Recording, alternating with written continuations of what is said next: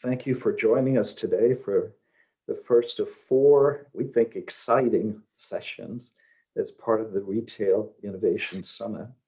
We're doing this in partnership with XRC Labs. I'm Tom Robertson, and I'm the faculty director of the Baker Retailing Center at the Wharton School.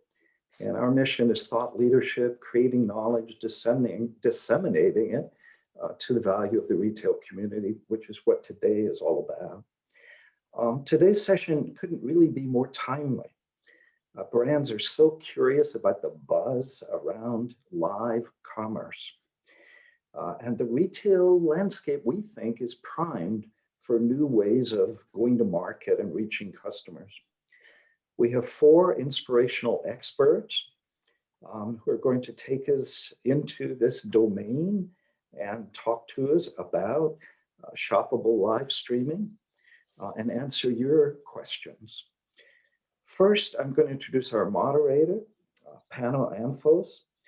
He is the founder and managing director of New York City's based tech accelerator, XRC Labs. And I think he's an expert in almost all things retail. So Pano, over to you. Thanks, Tom. Good evening, good afternoon, or good morning to everyone here attending. And thank you for joining us for this timely discussion and exploration. As Tom said, this is the first in a series of four explorations into the future of retail, hosted by the Wharton Baker Retailing Center and XRC Labs. I'd like to open up this session by first thanking our partner, Wharton's Baker Retailing Center. It is really an amazing platform. You know, they focus on cultivating retail talent and knowledge globally. They inspire retail innovation, and they lead with extraordinary research. We at XRC Labs are very thankful for this partnership and collaboration. As Tom indicated, my name is Pano Anthos, and I started XRC Labs in 2015 as a venture fund and accelerator to foster innovation in the retail, technology, and consumer goods sectors, knowing, in effect, that we were approaching an impending cataclysm. And here we are. COVID has no doubt been a great shock, and we grieve for those many millions who have died globally. Unfortunately, it is nothing short of a tragedy. But we're also here to try to look to the future. We invest in the very earliest of startups to promote change and enable the retail and consumer landscapes to thrive. We've been building a mutually beneficial ecosystem of leading brands like Estee Lauder, retailers like TJX and CVS, 300 plus venture capitalists and investors, and over 500 industry executives and mentors. So whether you're a student, an entrepreneur, or a corporate executive, we would welcome you into a network that's much larger than XRC. You can reach me at pano@xrclabs.com or Mina Fader, the managing director of the Baker Retailing Center, at faderm@wharton.upenn.edu to learn more. So, while we've been predicting the demise of undifferentiated retail and brands, as well as the demise of the traditional department store since our inception, we've been investing in concepts like store as warehouse, mobile retail, wellness as a new luxury, the consumerization of healthcare, and today's topic, live commerce. Before we get started, one housekeeping note. Please drop any questions that you may have for our panelists in the Q&A function on your screen. We'll do our best to get them in the second part of the session. Great, so panel. What I'd love you to do now is join me and turn on your mics and your video. Let's get started. I'd like to welcome our panelists and ask you if you could all briefly introduce yourselves. In addition to the basics, name, title, company, I'd love for you to share one thing with the audience that you are doing today on a regular basis that you did not do pre-COVID. Alan, let's start with you. Hi, I'm Alan Boehme. I'm the Chief Technology Officer for the H&M Group. The H&M Group is a large retailer and fashion house from around the world. And I'm coming to you from Half Moon Bay, California today. Although the company is headquartered in Sweden, I decided to make a change in the middle of the pandemic and have unfortunately not been able to make my way to Sweden yet, although I am working Swedish hours. So I'd say the one thing that I'm doing different in the pandemic is my nights and days have been reversed, and I'm learning to work in a very different environment and a very different culture. Wonderful, wonderful. Fatima, could you introduce yourself? Hey, sure. I'm Fatima. I am Director of Partnerships for the developer ecosystem at Shopify, based in Toronto, although I'm trying to make a move somewhere warmer now that that's a readily available option. And something that I've been doing since the pandemic that I haven't before, I'll say two things because one, I'm doing less of these days, but getting a walk-in the morning before turning on my computer and starting meetings just to get some fresh air and change the environment. And then also being able to have more meals with my family, which wasn't able to do before.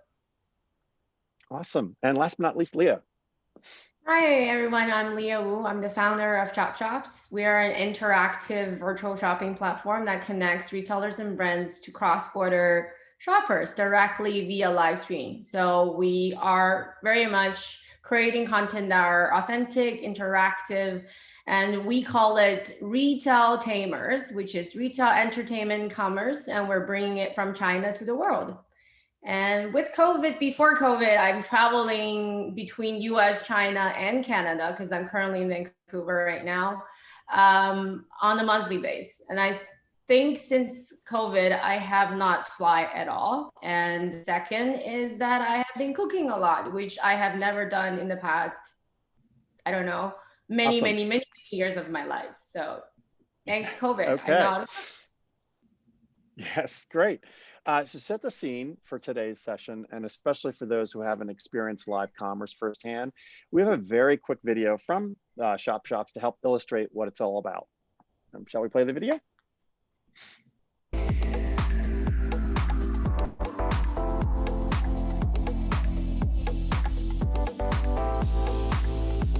$1,095. Now it's $232.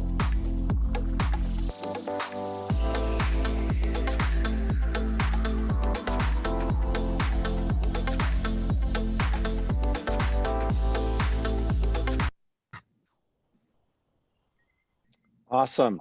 Great. So that was just a little taste. We could go on for quite some time. So let's dive in. Leah, I want to start our conversation with you, an entrepreneur who has really pioneered live commerce in China, starting in really 2016. Started ShopShops way before anyone was really doing live commerce outside of China. XRC is where I started, where ShopShops started. I think in the beginning, it was not live streaming. It was an idea of bringing a Yelp version of shopping to Chinese consumers. And I believe Pano remembered the day that I was like, okay, I'm gonna try live streaming. And I have no idea what it is, but apparently we can sell and shop this way. And Pano says, well, give it a try. So that's how we, as young and naive entrepreneurs, start any business with an idea or potentially a vision that we believe in, to try it out. So in 2016, we actually started on operating on Taobao's platform where it enabled the technology. I think first event into that 5 minutes, my partner and I was super excited, and we were like, this is the future of shopping. This is how we have been trying to find words to define what experiential of shopping should be, mimicking the offline shopping experience and bringing it online, bring back that discovery piece of shopping to people who love to still go into retail stores or who still want to shop with experience. And so I think with that in mind, we started building ShopShops with that vision, and that vision continues. Now today we sort of have a name, or we are redefining that ourselves, and then we call it Retail Tamers, where retail's brick and mortar stores, brands, individuals who love to sell, who love to share their experience about shopping are connected directly via live stream with their viewers and shoppers, cross-border or within borders. So that's where we define the future of shopping would look like. Amazing. So, where are we today in the journey of live commerce? Meaning, like, are many brands doing it yet, or is it still really early days? I think Since 2016, we've been building our product. We launched in 2018 July after our seed round from foreigners and other VCs. We were expanding inside China, or we're still very focused on expanding inside China pre-COVID. We are established in 5 different countries and more than 30 different cities that all have live events from brands and retailers themselves or from our wholesalers, virtually selling directly to the Chinese customers. So we host about 800 live events a month currently.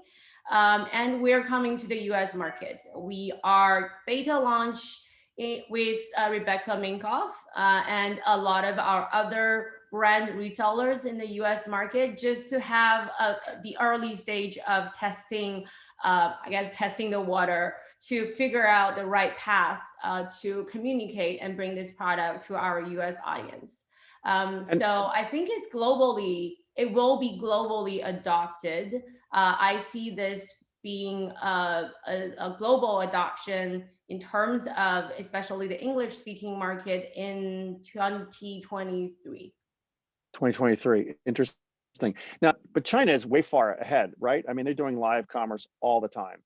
Is there anything that's not on live commerce these days? I mean, everything's sold this way. Is that right? Yes, it is. We're buying everything. I think the statistic shows that more than 50% of or 70% of Chinese consumers have experienced at least once on e-commerce through live stream. Wow, that's definitely not the case here in the US. I don't want to poll our audience. I don't think it'd be anywhere close. Alan, you know, you're obviously with a very significant and well-known brand. How is H&M thinking about live commerce? You know, you've got such an investment in stores, you've got such an investment in websites. Is it a compelling concept? And why are brands sitting on the sidelines for so long? Yeah, I think when you look at the H&M group with the variety of different brands that we have, it's not just H&M, it's Cause and Arquette, other stories, Workday Monkey. We have a lab ourselves, Pano, that we can play with, and we can try new things in different parts of the world. So, but the other thing that we have is we have scale. So we run tests, we run trials, we run things in different parts of the world. We have done some tests with live streaming. We've done a lot going on with augmented reality today, which you can argue is an extension of live streaming. But when we start looking at rolling things out, we have to roll them out into over 70 countries, over 5,500 neighborhoods, if you consider a store a neighborhood, as well as online. So I think any large company, I've been with many, as you know, in CPG and elsewhere along the years, it's about how do you go from small to large?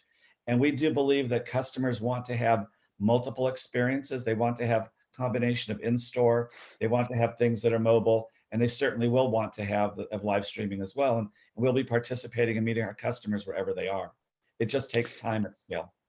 And do you feel you can't just introduce it in a geo and start there? You have to go scale right away after a pilot? Or how do you feel about that? So we do introduce in a local geo, and sometimes that geo may be a neighborhood, sometimes it may be a country, but we always have to have an eye for going forward, because we don't want to be in a situation where we have something that works great in one market, but then it takes us 6 months to figure out how to scale it. So we always build scale into our consideration from the beginning.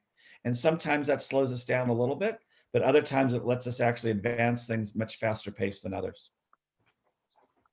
And do you feel like live commerce will be the kind of thing that will be ubiquitous, or do you think it will be very geo-focused and centric? You know, so from what we've seen from the market, just like what Leah said, is that, you know, we've seen it start in Asia. We have not seen it take off as much in the US. I have did some interesting things, some tests just simply with Zoom, to be honest with you, and saw people that were using Zoom while they were walking in the store and shopping with Zoom with their friends. And there's a lot of different things there. So I think at some point it will be there. I think in the US, once 5G is rolled out, I think we're going to see a takeoff on an awful lot of interactive things, including live commerce.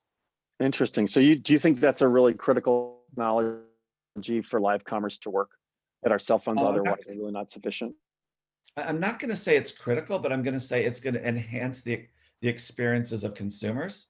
in many different ways that we can't even imagine. It will make live commerce easier. It'll make it more practical, more responsive. But I think that we're going to see things that go way beyond that as well. And we're already seeing that effect of 5G in certain cities. And it's coming, and it's coming faster than we all think. The US is lagging. We have to remember that. There's China's ahead of us, Europe's ahead of US. So it is going to then roll out on a different timeline in different parts of the world. That's awesome. And when we'll come back to the future, but Fatima, I want to touch base with you because obviously Shopify is this extraordinary platform. So many brands are on it, and you all have just made the cost of e-commerce drop dramatically. Now, but live commerce hasn't had nearly the day in the sun that e-commerce has had so far, even though the technology has really been around for 4 years, probably easily in terms of cell phone capabilities. What do you think is going to be needed to jumpstart this capability outside of China? Yeah, I mean, honestly, from my perspective, like it is jump starting. Like we're in it right now, and we're sort of watching this become more of the new like it's right now it is the thing that's like growing really fast in the ecosystem. We're seeing brands all over the place start to adopt it, different companies emerge and create different facets of what live selling is, social platforms enabling that as well. I think, to that, what was said earlier was like China's always sort of been ahead, especially in the commerce, like innovation area. Like if you go back to the history of the internet, like sort of skip dial up over there, and they've been like, leading the course on a lot of this stuff. So I think the reality is like, there was still a lot of people who were shopping in more traditional ways, even up until last year. And the pandemic just accelerated all of that. And so the future was already coming, but we just got there faster. And so I do think we actually have a lot of the primitives for this to become, the next era of how products are sold. And I do think it's happening. I don't really see it as like something different than e-commerce. It's like, basically when e-commerce is the way that you could be interacting and buying products online. So live selling to me is like one, an evolving innovation of how people are engaging in that, similar to how we've seen it on SMS and a bunch of other things. So I think that the foundation to create that technology is already there, and we're just going to see more and more adoption as people get used to and start like, it's been a year, so I don't think there's any going back. Like people are only going to move forward in terms of how they engage with brands and buying products online. So to pick up on that point, what percentage, I know there's no way you could actually know the real number, but you can guess where I'm going. Like, is it 1% of the brand audience starting to play with live commerce and streaming? Is it 0.5%? Is it 0? Like where are we in that kind of roadmap and adoption? Yeah, I mean, it's a good question. I don't have the numbers right in front of me. I wish I could give them to you, but I would say it's definitely more than 1%. Like I would say a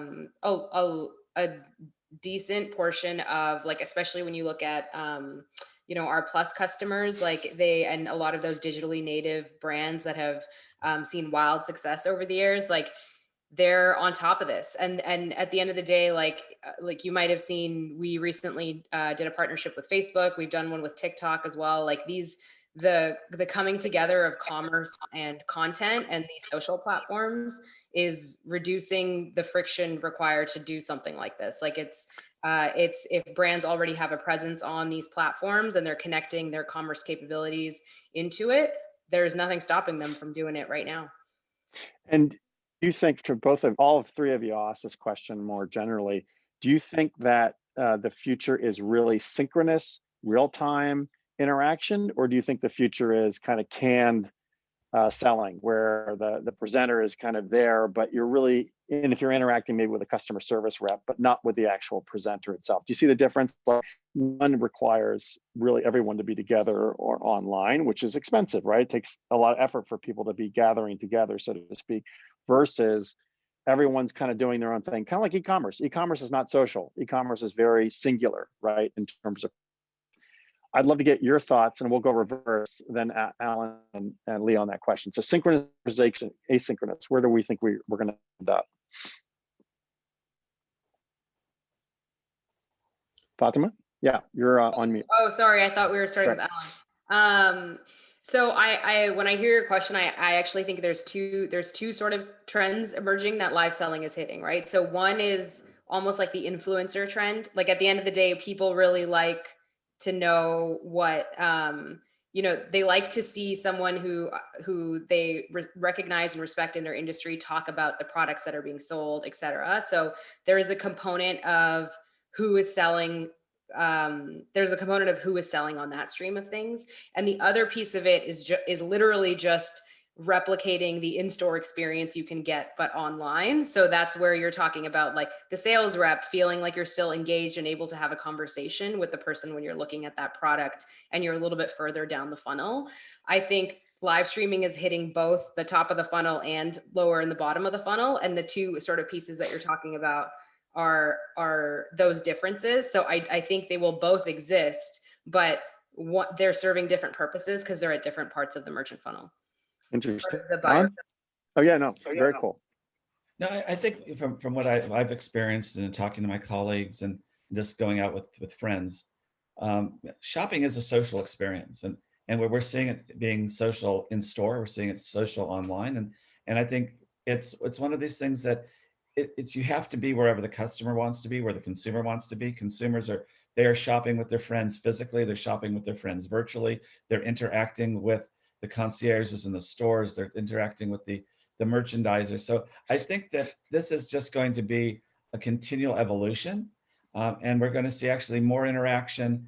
It's going to be more of an environment. It's about lifestyle, and how does this fit into your lifestyle? And our lifestyle is becoming more and more connected. So I think we have to stop looking at it as just transaction oriented. The transaction just happens to come because you have an aspired state that you want to be, and you want to be part of a group. And this is just another way to be included in that group. We are very big into sustainability and moving more and more that direction from where we've come from a fashion background. And there are other people that want to talk about sustainability while they're shopping, and they're going to want to be looking at and understanding where the materials and things come from and things of that nature. And there's just going to be a series of these different groups that are going to be forming, and this is just going to enhance that even more. Interesting. So social is inherent, is what you're saying, in the future of commerce, and that therefore a synchronous experience, or where you're together live, is more likely to grow relatively dramatically than the asynchronous e-commerce experience of today. Is that a fair way of kind of articulating that? I think we live in a real-time world, and we're social creatures by nature. So we everybody loves interaction, and whether it's influencers, whether it's our friends that are influencing us, or we're influencing our friends, it comes as part of a community, and we all want to be part of that, and this is just enhancing that ability to become part of that. Interesting. Leah, I'd love to get your thoughts on asynchronous versus synchronous, and then I'm going to ask you a question following that up. I do live every day, so to me this is definitely building a social commerce platform. So coming in live is where people get to build a new shopping behavior and a community, and that does happen in real time. However, I do believe there's part of this transactions could happen after. So I would say that this is a portion of real time and portion of what we call replays. So we do see the video value of the content created during live could be watched over and over again. And also the continuous conversations, continuous community building via recorded or the replays would be the additional value of live stream shopping. Hope I answered your question. No, and we're gonna get into kind of the next area here, which is because we've got so many questions. I want to be really responsive to the questions coming through. So QVC and HSN are coming up in multiple questions here around, okay, so how is this different than a QVC or HSN experience? I think I know where the answer is going, but I want to give people, each of you, Leah, Alan, and Fatima, a chance to speak to us, because that's the paradigm that we understand today, right? Yes. Do I go first? Yeah, Leah, go for it. Yeah.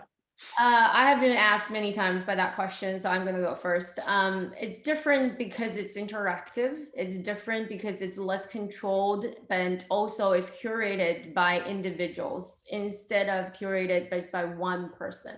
When I say individuals, it's like what we call as host sellers.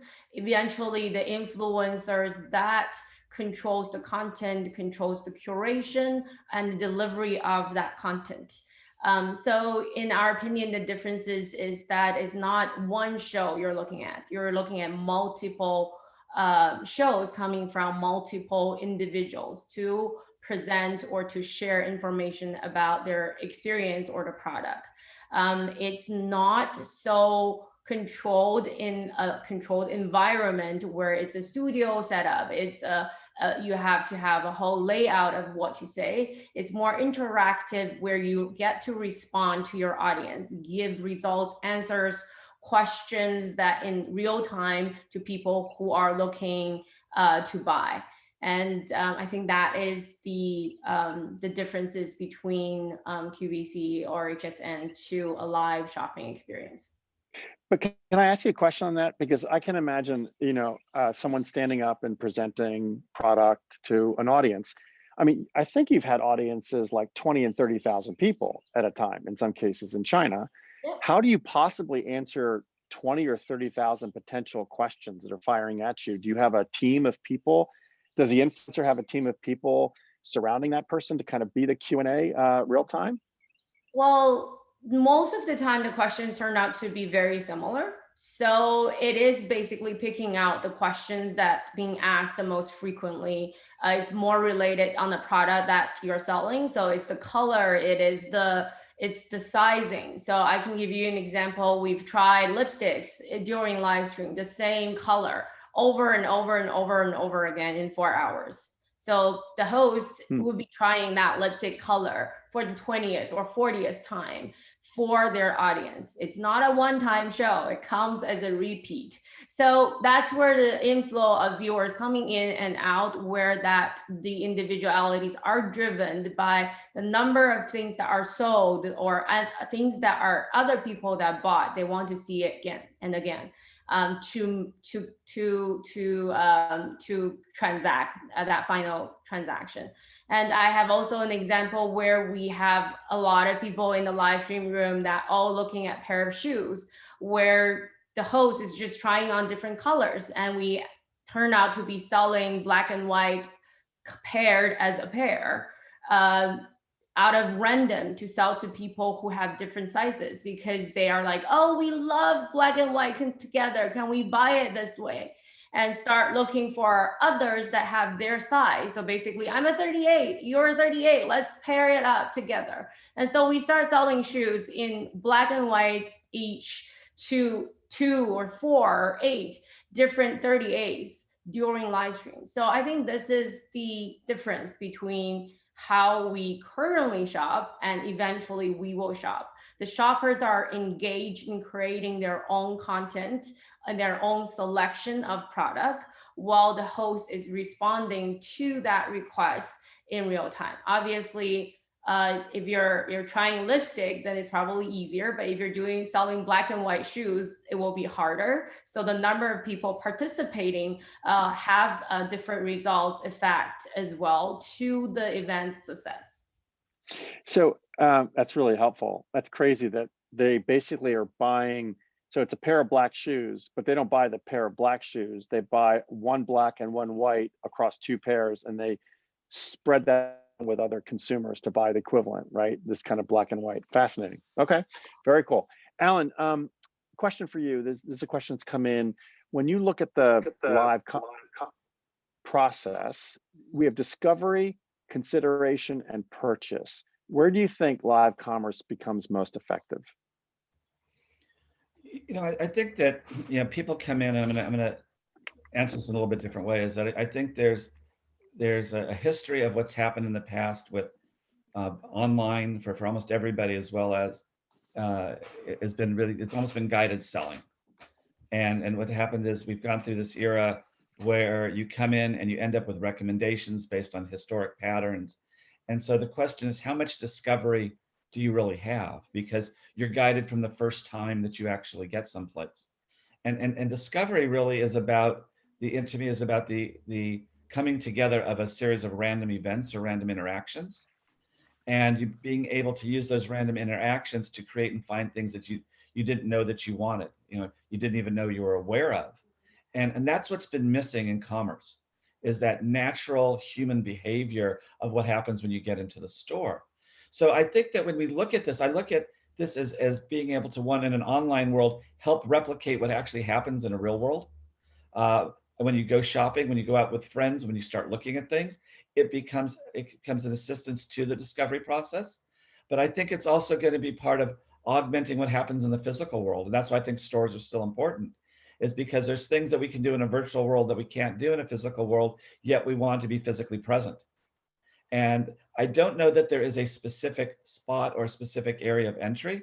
I think that it's going to be depending on where you are. And so this whole concept of geospatial concepts is going to come into play more and more, both from a physical standpoint as well as where you are in your state of mind, as to, are you looking to be guided? Are you looking to discover? Are you looking to complete a transaction? So I think that any type of live interaction, just like we're doing today, is going to serve multiple purposes, and it's going to be incorporated in different ways. So I apologize for not being direct, but I don't think that this is a simple inject the technology, inject the capability. I think this is getting into how people behave, and coming out of the pandemic, people are going to be behaving a lot different than they did going in, and a lot different than they are while we're in it. So it's going to evolve over time. That's really interesting. Fatima, a question's been posed about the technology enablement and the services that will be needed to kind of power live commerce at scale. Is this something that Shopify considers in its bailiwick, or is this really an AWS or a Google or a Microsoft server question? Like, do you see what I'm saying? Like, is this part of your worldview that you're going to power this, and so you'll enable almost anyone, just like you do e-commerce, you'll enable anyone to just stand up and start selling? Yeah, I mean, look, the whole point of Shopify is to reduce friction to entrepreneurship and allow merchants to continue to have the best and latest technology available to sell to customers, right? And to grow, manage, scale their business and sell to customers. And when you break that down, it's like, you need products, you need customers to sell those products to, and you need a way to get those products in the hand of the customer. And so, we reduce friction in all those areas. And every time we do that, we enable a massive ecosystem of developers to help us move the future forward in the direction that we think it should go in. So if anyone uses Shopify, like, we already have enabled sort of like 3D capabilities, video capabilities on your product pages, like all this stuff. We will always work to make sure that the merchant has exactly what they need to stay at the forefront of commerce innovation. And it's less of a question about, are you building that or are one of your partners building that? Like, we're enabling an ecosystem so as many people as possible are working towards a future of commerce where more merchants can succeed. And so as many people who want to get on the same side of the table for that mission, we're game to work with them. And so, it's going to be a mix. You'll see a mix of a couple things. You'll see us create some foundational layers. You'll see partners building cool products on top of that. But ultimately, like, it is absolutely, our mission to make sure that commerce is better, and that the barrier to grow a commerce business is reduced completely, right? So that we can give merchants that technology at scale. So we have a lot to look forward to if you're a brand. Always. For continue empowerment. That's awesome. Great. Always. Hey, and we want people like Leah and all, like all of these awesome innovators building with us, because I think we're all trying to do the same thing, where we want like every merchant to be able to reach the customers that they want and have a future with more of them. And so I can't, if I count one, I count 15 questions around influencers and live streaming right now and live commerce. Is this really going to be the domain that only influencers, and let's be candid, right, will be able to produce the quality and gather the audience to make this work at scale? And when I say scale, I don't mean just, I mean, Leah, you're doing 800 shows a month or something crazy, right? So the question is even to get enough people in a room to make it worth your while, right? So do you have to be an influencer to make this work? And is it really for the 1%? And I say that, you know, euphemistically around the influencer world as opposed to the masses. I mean, I'm not an influencer. I can't imagine selling live commerce, right? Being the person doing it. So Leah, do you want to take that on first? Sure, I'll take that on first. I started with zero offense. I don't consider myself as an influencer when I started live streaming shopping. I think this is where a new generation of what we call host sellers will become the next real power influencers or power sellers, and they have to come from mass, where they build their own audience, build this new connections with their audience from scratch. So I obviously people who are already know or as influencers on social platforms such as Instagram or TikTok, they've already have their following on these platforms that they can convert for eyeballs or for potential transactions. But I think live commerce is a separate type of influencing ability. It's about authenticity. So the person who is creating this content is in real time. So it's a different set of skills. So I believe it is going to be driven by host seller influencers who have product knowledge, who have very strong expertise in terms of what they're selling. And they're authentic, they're producing real content in real time, engaging with their audience in a reality instead of a picture or instead of a post of a video. So I think that is very much the differentiator. And this group of people, we've already seen them in China, that drives enormous amount of sales. And they came out from just being not a known influencer. So we have one of our, like not one of our top hosts, she can drive 1/3 of our GMV last year by herself. She started in 2019. She is a graduated student from NYU, studied in a PR with only retail sales background in her high school age.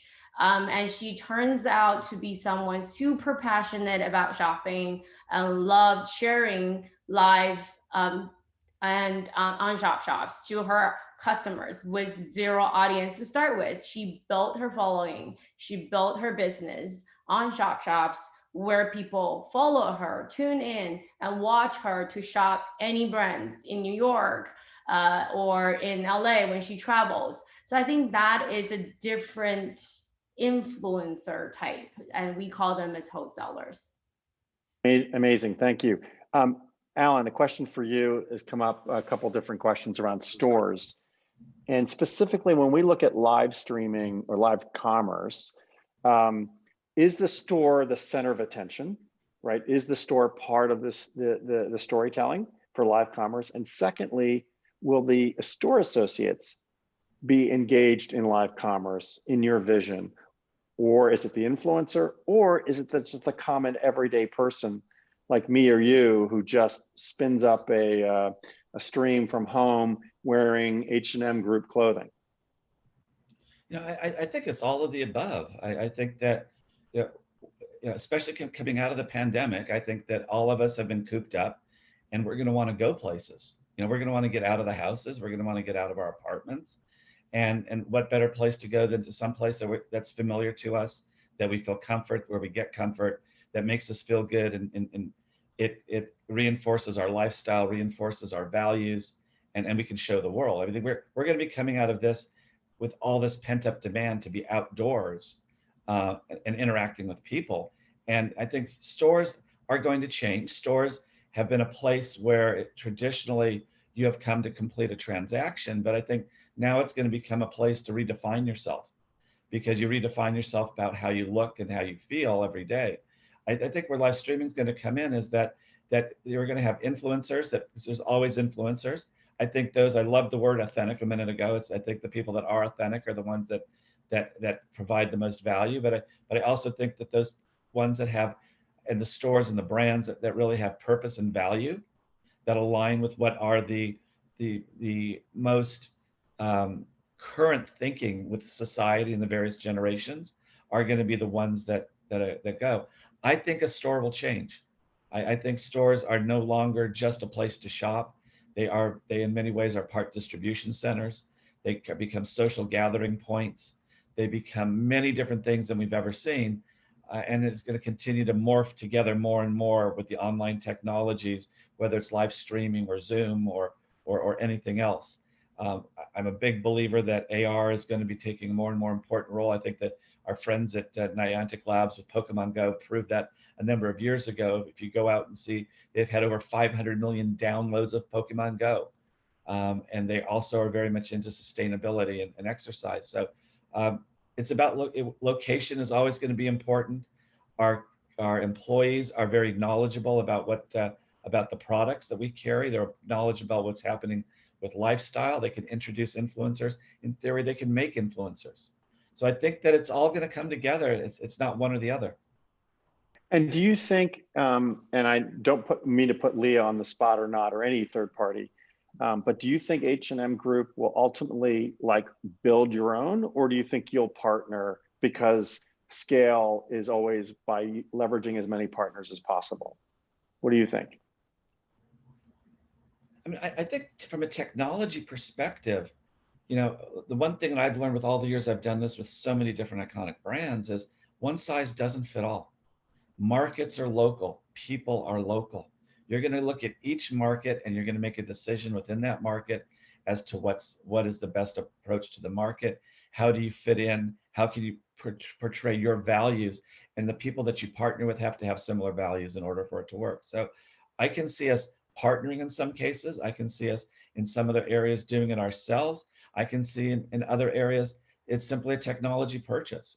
It's going to be across the board, because we want to scale. We want to be global. We want to meet people with what they're most comfortable with. And I think that's the future. Awesome. So Fatima, I got a question for you. Fatima, I apologize. I used the Arabic pronunciation. There are definitely two ways to pronounce it. There's just and then there's an in between. So all good. Sorry. A question's come up about Instagram. So Instagram has checkout in its own way, right? They have live, right? So is this a threat now? I mean, I know you've got payment processing now inside Facebook, but is that a real threat in terms of commerce if live really takes off? So sorry, you cut out a little bit there, but I think I got the gist of the question on Instagram and Shopify. So I think it actually came out yesterday, but it's now it's public, so I can talk about it. Yeah. But yeah, Shopify's checkout is under, and Shop Pay is integrated with Facebook and Instagram. So we see it as a great partnership. Again, same side of the table, trying to create the same future. They've got social right, we've got commerce right. Why not bring those two things together and give it to the world faster? And so this was a pretty big, it was a long time in the works, and it just launched, I think yesterday is when the Shop Pay announcement happened. So you'll be seeing more stuff like that coming out in the future. It's the first of many things we're expecting. So we think, again, we're partnering so that we're integrated in a way where we can bring the best of what we do, and they can bring the best of what they do, so that we get it to market as fast as we can, because commerce is moving faster than all of us, right? Yeah, very true. Very true. I apologize for my Wi-Fi connection. I'm having issues. Oh, good. It might be me as well, by the way. Just my way. No. I'm confident it's always the moderator who's at fault, never the presenters. In this situation, we're seeing, Leah, a lot of people are asking. We got a ton of questions. How would I become a presenter inside ShopShops. And that's just an example, right? Because there's other platforms out there. But what's the qualifications? What does it take to be good at this?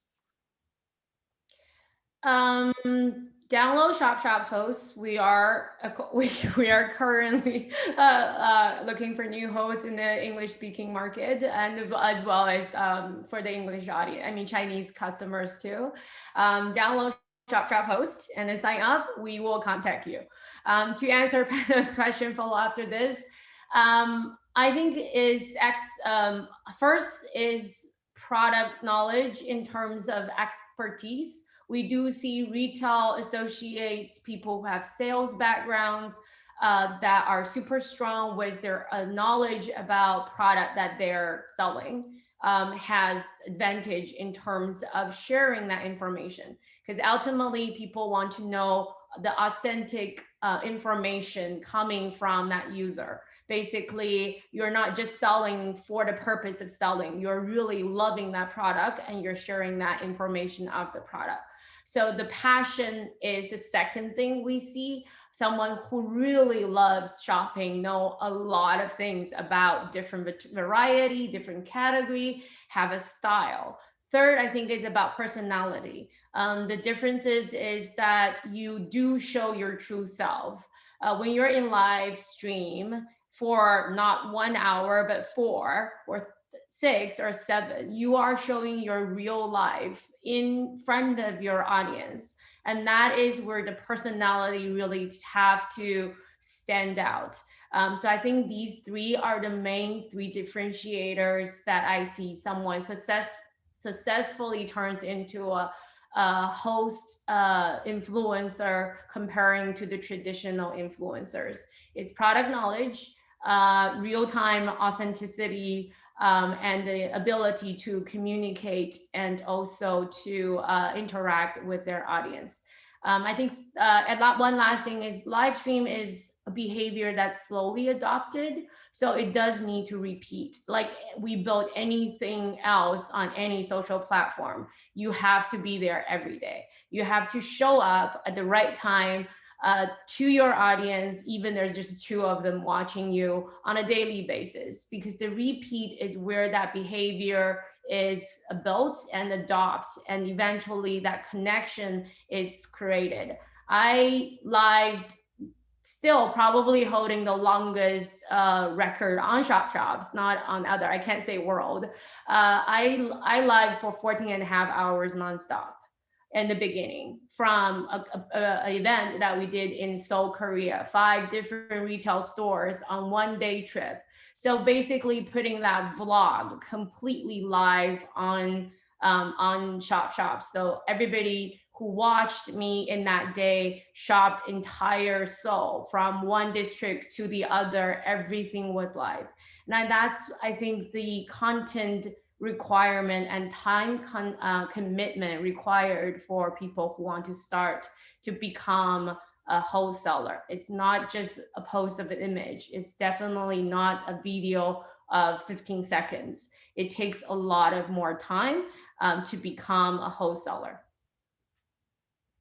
Wow, that sounds like a lot of work. 14 hours, I can't imagine doing this for 14 hours. Walk us through, Leah, if you don't mind, the purchase process in a live stream. Are they clicking on a link? Is it checkout through, and how does it work in general? Because obviously there's Shopify has their own checkout process and everyone's got their own. Stripe is out there. Like what's going on? And then you got, the WeChat interface and so forth. So how does a consumer deal with all these different checkout processes? Is it streamlined on the video? Within ShopShops, we are working very hard to streamline the process. We have what we call our own host end, where the host sellers is able to upload a product in real time, and within about 2 seconds also, the item will pop up on the live feed. So people who are watching are able to click on that link and purchase directly within the app.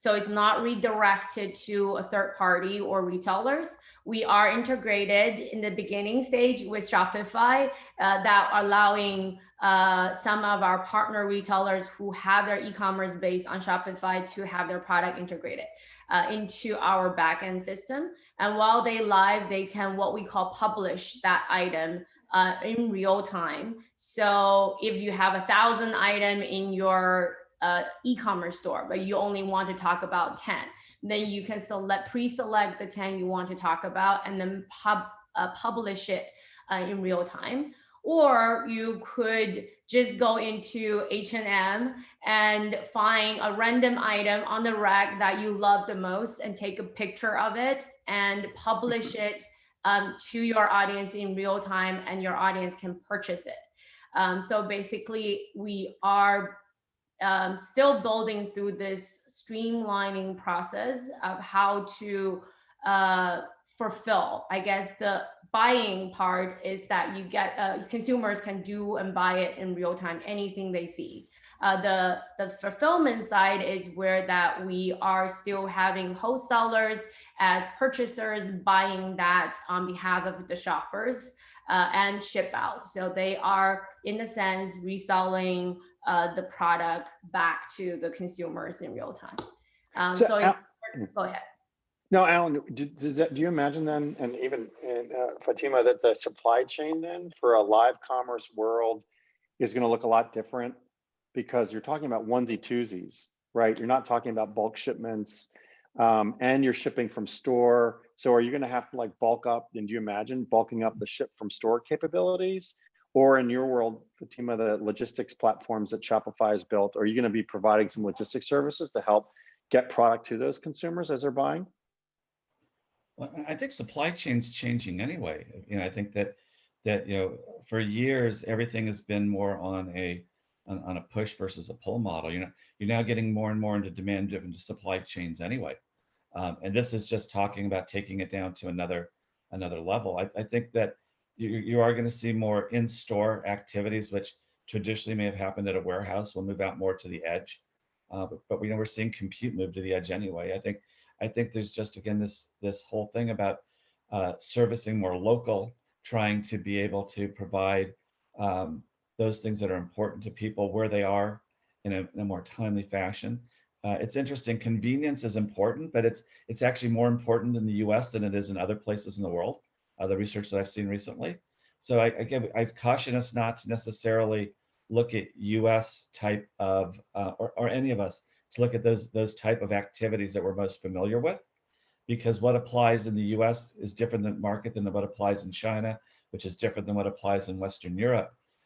And so it's not a one size fits all, but a store, a fulfillment center, distribution, logistics, those are all built for different points in time when people worked in city centers, or when trucks, because based on the amount of mileage that a truck could travel in a day for a driver and get him home at night or her home at night has changed. So the entire supply chain for the entire world is changing because of movements of people, and we need to take that into consideration. Awesome. Fatima? Yeah, I love that, Alan. I think that was like a really, really great summary on the fact that the whole supply chain overall is definitely changing. I think that, it's important to have fulfillment capabilities closest to where the customers are, right? And even COVID taught a lot of people, it caused a lot of people to sort of reflect on how, do we have the right capabilities to get to have the local capabilities to have products where we need them to be, et cetera. And how do we create a more localized supply chain to get things to customers faster. So to answer kind of your earlier question, is Shopify going to be doing anything about it?